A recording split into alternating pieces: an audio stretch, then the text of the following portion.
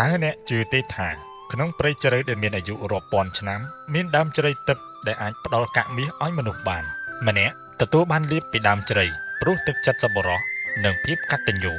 ម្នាក់ទៀតបែរជាជួបគ្រោះថ្នាក់ដ៏រន្ធត់ដោយសារតែសេចក្តីលោភលន់គ្មានដែនកំណត់តែមានរឿងអានកំបាំងអ្វីនៅពីក្រោមដើមជ្រៃដែលចេះនិយាយនេះហើយតើមនុស្សលោភលន់នឹងត្រូវជួបមេរៀនជីវិតបែបណាសូមស្វាគមន៍មកកាន់ស្កលថ្នោតនិទាន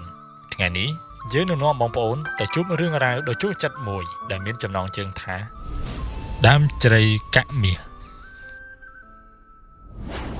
កាលពីសម័យបុរាណមានភូមិតូចមួយនៅជិតព្រៃធំអ្នកភូមិរស់នៅពឹងលើការធ្វើស្រែចម្ការកាប់អូសនិងចាប់សត្វព្រៃយកទៅលក់និងយកធ្វើជាអាហារនៅអាជីពភូមិមានផ្ទះតូចមួយគឺជាផ្ទះរបស់បុរសក្រីក្រម្នាក់ឈ្មោះតារាជាកូនកំព្រាឪពុកសពថ្ងៃគេរស់នៅជាមួយនឹងម្ដាយចាស់ជរាបន្ទុកនៅក្នុងគ្រួសារទាំងមូលតារាគឺជាអ្នករ៉ាប់រងទាំងអស់ហើយពឹងផ្អែកទៅលើមុខរបរកាប់អូសដើម្បីចិញ្ចឹមជីវិតតារាគឺជាមនុស្សរឹងមាំណាស់ឧស្សាហ៍ចិត្តល្អនិងចេះជួយអាសាដល់អ្នកនៅក្នុងភូមិទៀតផង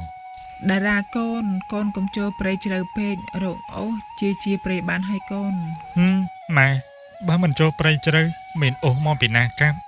បើនៅអាជីព្រៃអ្នកភូមិរបស់យើងកាប់អស់ហើយនឹងម៉ែបារម្ភពីកូន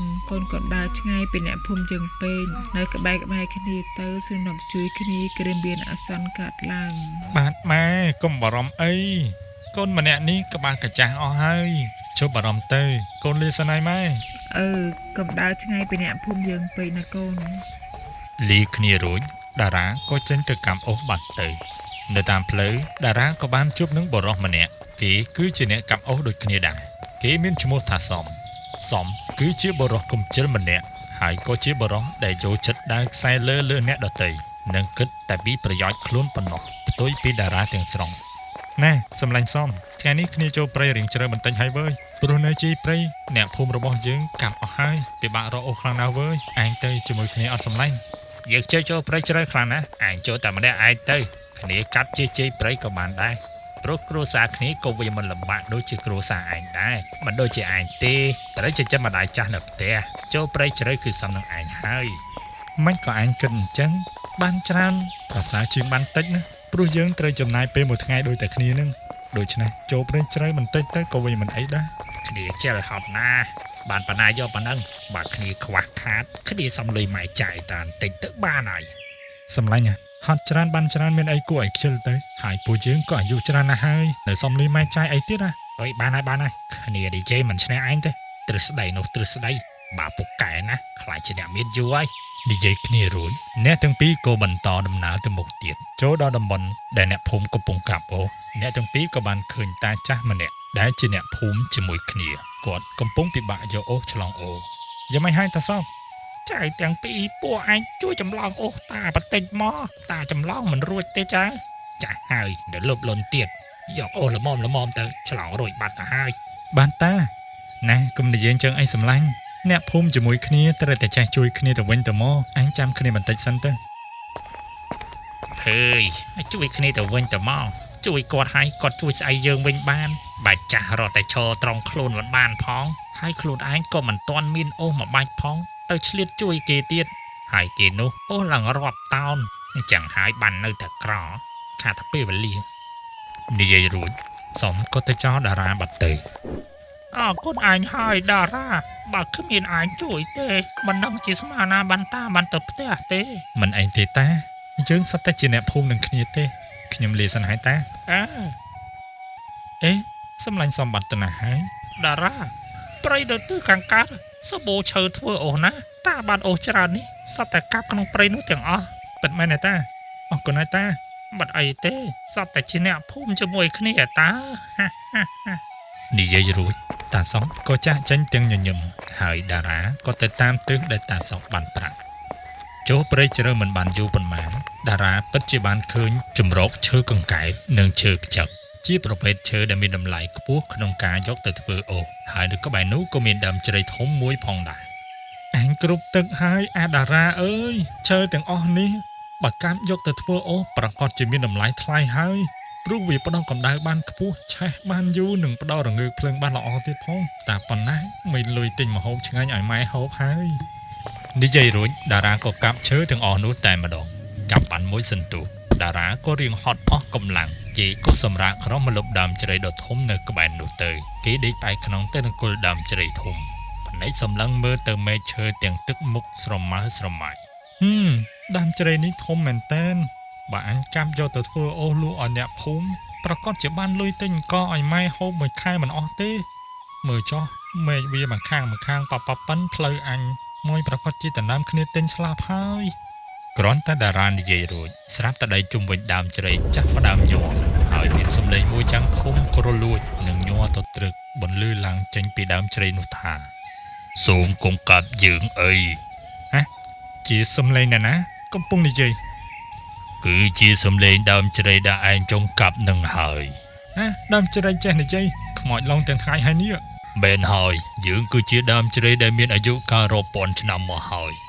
នៅស៊ីងល់ទៀតយើងសូមអង្វរឯងកុំកាប់យើងយកទៅធ្វើអូសអីទុកយើងគ្រាន់បាត់មលុបសម្រាប់អញសម្រាប់ពេលហត់អាចា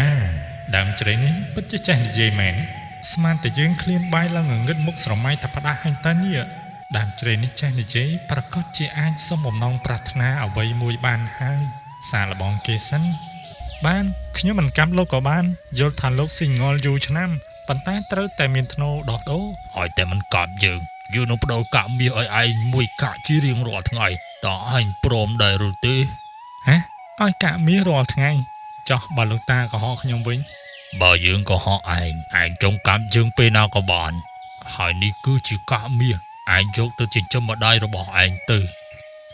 ដើមជ្រៃក៏បដូរកាក់មាសមួយទៅតារាទទួលយកកាក់មាសនោះទុកហើយត្រឡប់មកផ្ទះវិញជាមួយនឹងកំណាត់អូសបន្តិចបន្តួចហើយតារាក៏បានជួបនឹងសំនៅជ័យព្រៃសំឃើញតារាត្រឡប់មកវិញជាមួយនឹងកំណាត់អូសបន្តិចបន្តួចគេក៏និយាយឌឺដងថា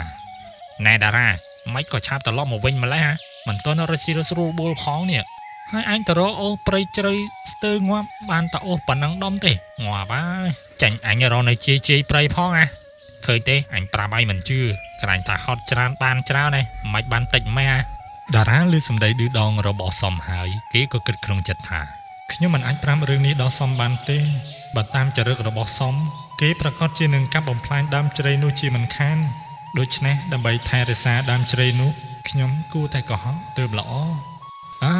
ថ្ងៃនេះសំណាងមិនល្អសោះសម្លាញ់អើយកម្លាំងក៏ខ្សោយរកបានតែប៉ុណ្្នឹងឯងទៅផ្ទះមុនហើយណា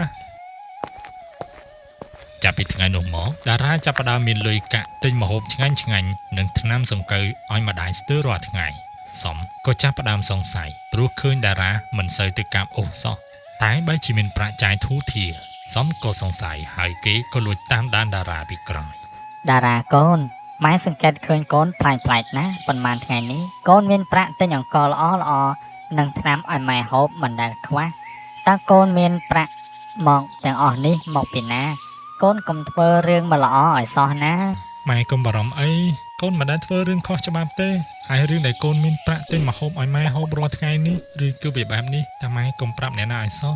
ខណៈដែលតារាកំពុងរៀបរាប់រឿងយ៉ាងសប្បាយរីករាយសំដែលលួចស្ដាប់នៅក្បែរនោះក៏ផ្ទៀងត្រចៀកស្ដាប់យ៉ាងយកចិត្តទុកដាក់អូហូដើមជ្រៃចេះនិយាយផ្ដល់កាក់មាសរាល់ថ្ងៃផងតារាអើយតារាតាមពិតអញ្ចឹងសោះមានរឿងល្អបែបនេះបែរជាលាក់បាំងនឹងយើងញ័រសាច់មិនអីទេចាំមើលយើងទៅម្ដងជើងមិនល្ងងដូចឯងទេយើងនឹងចម្រិតទាប្រឲ្យអស់ពីដើមតែម្ដងនិយាយរួចសំក៏ធ្វើដំណើរចូលព្រៃស្វែងរកដើមជ្រៃដែលតារាបាននៅជ័យនោះចូលព្រៃជ្រៅបន្តិចគេពិតជាបានឃើញដើមជ្រៃចំណាស់នោះពិតមែនហើយសំក៏បានធ្វើកាយវិការនិងពាក្យសម្ដីដូចដែលតារាបាននិយាយទៅកាន់ម្ដាយរបស់គេពេលនោះដើមជ្រៃក៏និយាយតាមទៅកាន់សំវិញភ្លាមផងដែរចៅអើយយើងនឹងផ្ដល់កាក់មាសឲ្យចៅមួយកាក់ជារៀងរាល់ថ្ងៃដោយដែលយើងបានផ្ដល់ឲ្យតារាដែរសុំតែម្យ៉ាងចៅគុំកាប់បំផ្លាញយើងអីណាលោកតាដើមជ្រៃជីវិតរបស់លោកតាឯងមានតម្លៃត្រឹមតែមួយកាក់មាសនោះតាមមែនទេយើងមិនត្រូវការទេយើងចង់បានច្រើនជាងនេះសូមលោកតាឯងផ្ដល់ឲ្យយើងមកចៅអើយក្នុងមួយថ្ងៃយើងបង្កើតបានកាក់មាសតែមួយប៉ុណ្ណោះសម្រាប់មនុស្សម្នាក់សូមចៅកុំលោភលន់អីដើមជ្រៃលបប៉ុណ្ណានេះក្នុងមួយថ្ងៃបង្កើតបានតែមួយកាក់ លោកតាដើមច្រាឯងប្រកាសជាលក្ខកំណប់នៅពីក្រុមរឹសជាមិនខានទេឆាប់ប្រគល់វាមកបើមិនចឹងទេយើងនឹងកាប់តាច្រាឯងចោលជាមិនខានយើងពិតជាមិនបានលក្ខកំណប់ពិតមែនទោះជាឯងកាប់យើងក៏គ្មានអ្វីមកវិញដែរផ្ទុយទៅវិញបើឯងទុកយើងក៏អាចផលិតកាមីឲ្យឯងបានជារៀងរាល់ថ្ងៃដែរតាឯងក៏ហក់ប្រកាសជាមានកំណប់នៅពីក្រុមរឹសជាមិនខានទេយើងត្រូវតែកម្ម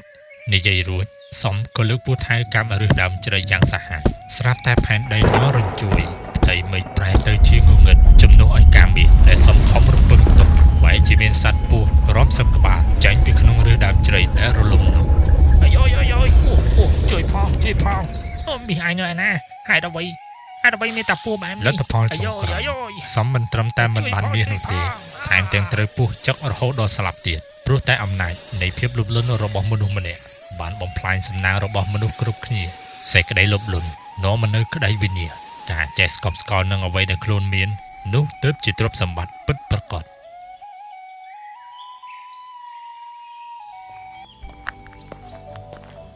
ណែអើយថ្ងៃនេះបានហូបអីហូបទៅអ្នកឯងផ្ទះរបស់យើងអត់ហូបហើយអ្នកឯងឆាប់ទៅរកម្ហូបមកបើមិនចឹងទេល្ងាចនេះគ្មានអីហូបទេអ្នកអើយអស់មកហូបហើយមែនទេមិនអីទេចាំខ្ញុំទៅរកដាក់បកាយសាកមើលខ្លាញ់លោកវាបានត្រីធំណាស់ណាចាអ្នកខ្ញុំនៅចាំ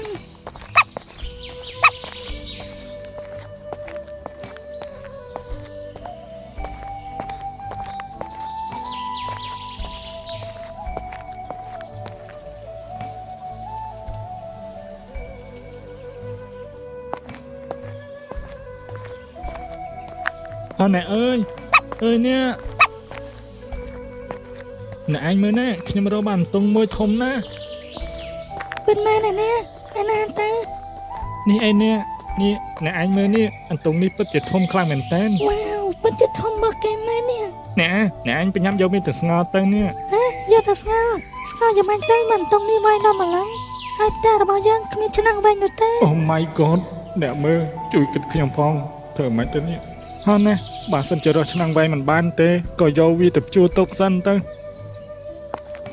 ហើយចាំឲ្យប្រពន្ធខ្ញុំដំឲ្យគត់មិនដឹងជាបានស៊ីឬក៏អត់ទេថ្ងៃនេះមកចាំតុងឡើងវែងខ្ញុំយកទៅស្ងោរឲ្យឆ្នាំងខ្លីឡើងកតបឡប់ហ្នឹង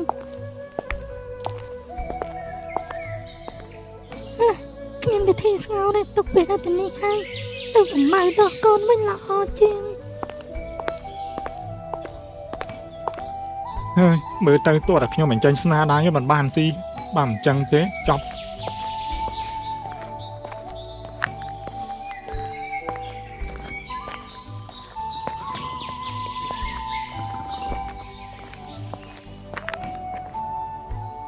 ចាំមើលខ្ញុំចាញ់ស្នាដៃម្ដងទៅដឹងតែឆ្ងាញ់ជាប់មាត់នឹងខានទេ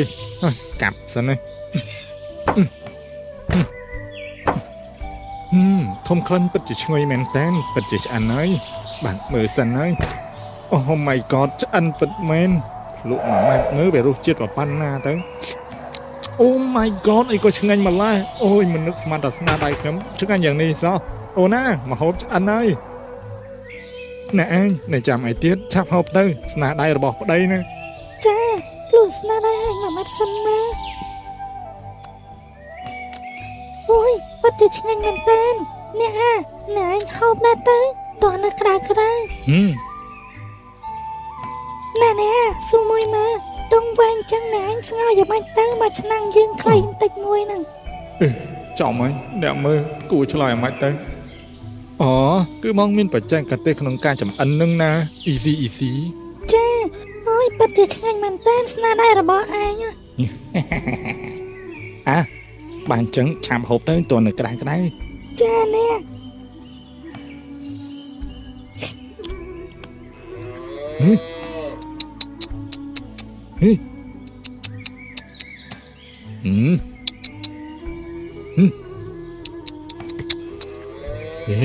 យឺតមែនតើវិញ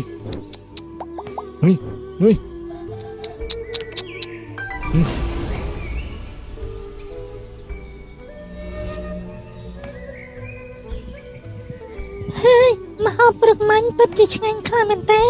ញ៉ាំមិនទាន់ដល់ឆ្ងាញ់ផងនឹងអស់បាត់ទៅហើយរត់ទៅមើលសិនក្លោសបាត់ឆ្នាំ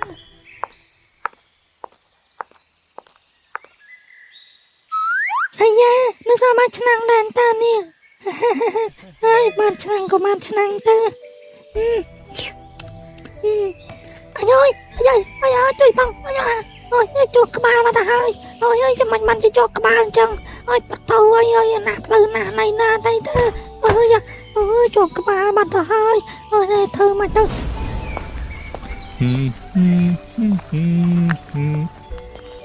ហើយចុះប្រពន្ធខ្ញុំតាណាបាត់ហើយដូចជាស្ងាត់ម្ល៉េះអ្នកអើយអ្នកអើយនៅផ្ទះដែរទេអញហើយចុះដូចស្ងាត់ម្ល៉េះហើយឮសំឡេងស្អីគ្រុកក្រាក់នៅក្នុងផ្ទះហ្នឹងសង្ស័យចោលអូ my god ហើយអាម៉េចបានទៅជាអញ្ចឹងម៉ែប្រពន្ធជួយបងជួយក្បាលបានតើជួយបងចាណែហើយចុះអ្នកអញទៅធ្វើស្អីមិនបានជាក្បាលទៅជាប់នៅក្នុងឆ្នាំងវិញអ្នកឯងតាមពិតខ្ញុំប្រេងអ្នកឯងសោះប្រេងសោះ